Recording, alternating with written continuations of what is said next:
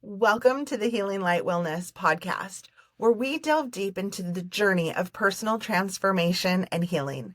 I'm your host, Charlene Smart, and on today's episode, I'm going to share with you how our journey to healing builds upon itself.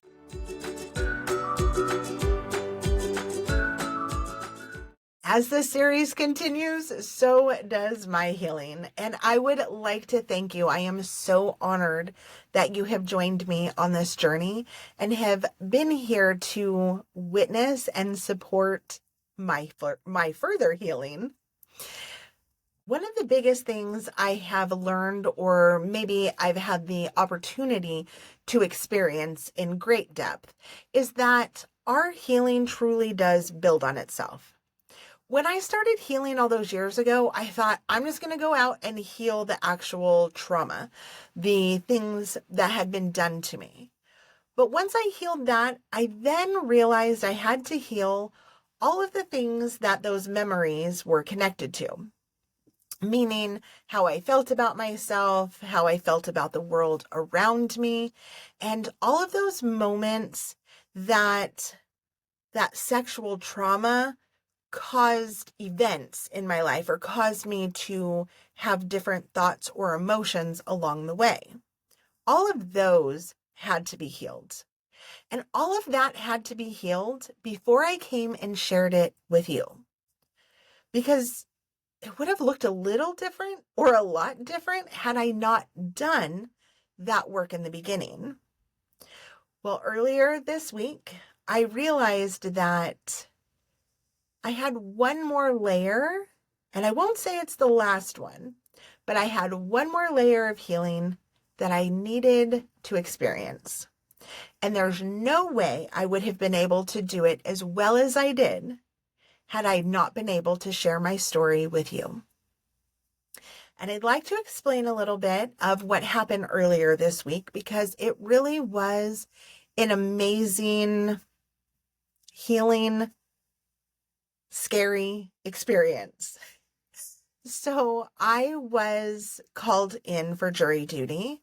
The summons stated to plan for 4 days, which meant this wasn't going to be kind of a benign thing for me. This was going to be a trial that was probably going to hit a little close to home. As you can imagine, yes, it was for the sexual abuse of a minor. Knowing from the past that if you don't show up for work or if you don't show up for court, you will have a warrant out for your arrest. Now, I only know that, not because I ever had a warrant, but because I tried to get out of jury duty 3 years ago and due to work. And the clerk of court was very quick to explain to me that, sure, of course, I knew them because I worked in the courthouse back then, but she said, sure, you can not show up so you can go work at the Burke County Fair, but I'm going to put out a warrant for your arrest. Okay, so ditching out of court was not an option this time. So I knew that I was going to need to attend. And I was okay with it. I had now, okay, maybe is a bit over stating how I was, but truly I really felt okay. I felt under control. I did think about it. I had discussions with my husband of how would I handle this. And at least I felt a little prepared going into it. So the day of the jury trial, I get to the courthouse. And quite honestly, I worked at the courthouse for almost 9 years. I'd never seen it as full as it was this day. The amount of jurors that they had was overwhelming. So we all filter in to the courtroom and it is full, bursting at the seams with jurors. As the questions start coming, the lawyer asks if anybody would have a problem sitting through a trial like this. And mind you, we have just been explained the charges, who the defendant is, who the victim is, and it was a little charged. So I grabbed my bag of tools and I tapped and used my little finger tapping, used tapping on my chest and truly caused bruising, but that's okay. It was what I needed to do to get through it, and I was so glad to have the tools. But when it came to this question of who would have a hard time sitting through this trial, without hesitation, my hand goes up, as do 3 other people. And so remember, I'm not the only one, and all 4 of us were kind of in the same area of the courtroom. And suddenly the lawyer looks at me and he says, "Okay, juror number 24, why can't you sit through this trial?" And they hand me a microphone. When I say the courtroom is bursting at the seams, I kid you not. They had excused about 15 jurors, so I was sitting in a room with 50 jurors and about 10 other people, including the defendant. So I grab the microphone and I tell him that I am a survivor of sexual abuse and I cannot be an unbiased juror. And I took a big breath. Okay, I got that out of the way, right? To which he looks me dead in the eye and says, "So what you're telling me is you haven't even heard any of the testimony and you find my client guilty." To which I very calmly, I'm sure my voice was cracking, I definitely was shaking. I calmly say, "Unfortunately, that's true." Thinking he would then let it go, but he continues to push. And he continues to say, "Your job is, as a juror, is to listen to all the evidence and then make a decision. But what you're telling me is you've already made your decision." And I had to say to him, yes, that's correct. I would not be able to listen to any of this and be able to do so from an unbiased standpoint. To which he then said, even if, no matter what the state's, what did he call it? No matter what the state has for evidence or lack thereof, you wouldn't be able to be unbiased. And that's about the time Char got a little bit, not as calm as she was. And I said, yes, no matter what evidence or lack thereof, as you are stating, is brought forth, one, there's no way I can sit through hearing that without tremendous amounts of pain. But there is also no way that I could be unbiased. And if you would like me to explain why, I'll be happy to elaborate. To which he says, "Thank you, juror number 24. What I was going to say, I would probably have been held in contempt of court for. But what I wanted to say is, I will always side with the victim, because there are too many times when the victim is not believed or heard, and there are too many times that the victim does not feel as if she can even, or he can even come forward.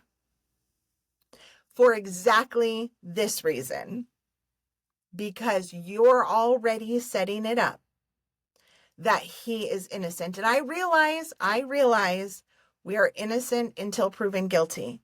But what I'm saying is, I cannot be that person to call it that way. Which I kind of feel bad about, but ultimately what I'm saying is, I am not the right person for this jury. Now he continued to move forward and ask the next person, who very gently said, "I'm a victim too." And he moved on quite quickly. Why he pushed me, I don't know. I'm assuming it's because I specifically said I wouldn't be unbiased, but maybe it was something that I needed to do. I needed to stand. Well, I didn't actually stand. So I needed to say in front of 60 people that I am a child, I'm a survivor of child sexual abuse. And I'll be honest, it was one more step in my healing. Now, I did not get excused from the jury selection at this point or from the voir diring, but what really got me is I think that's wrong, because I then had to listen to this same lawyer when another juror called the victim a victim. The lawyer corrected the juror and said the alleged victim. And then later there was a question of whether or not a juror believed that teenagers sometimes don't tell their parents the truth. I believe that is when I probably bruised my chest. But the point is that there is no way I could have sat without crying, without being so overwhelmed and probably in a puddle on the floor in that jury room, in that jury selection, had I not done the healing in the past. And I know beyond a shadow of a doubt, yes, pun intended, that I would not have been able to remain as I did had I not been here and shared my story with you. Healing definitely builds on itself. And I know sometimes we find ourselves frustrated when we think, oh, I've already healed this, Char. Why am I back here again? And I'm going to say we're not back here again. I'm going to say welcome to just a new version of you. We're clearing and moving and healing one more part of yourself that needs to be healed. So we're not hiding any of those little tiny moments that can then pop up later. So when you find yourself healing again or continuing to heal, and I'll be honest, you guys, I was a little frustrated when I started this series because there was still healing to be done. But in this moment today, I say, let's embrace the continued healing of all of us. Whether it's been 7 years, 7 days, or 7 hours. Now, thank you again for being here with me and walking this journey with me. It truly is an honor to have you here. I went ahead and dropped in the tapping meditation to reduce any emotions you may be feeling in the episode notes again, so that it's easy for you to find. And if you need me, as always, I'm here. Reach out to me anytime. And until we meet again, may your days be filled with love and light.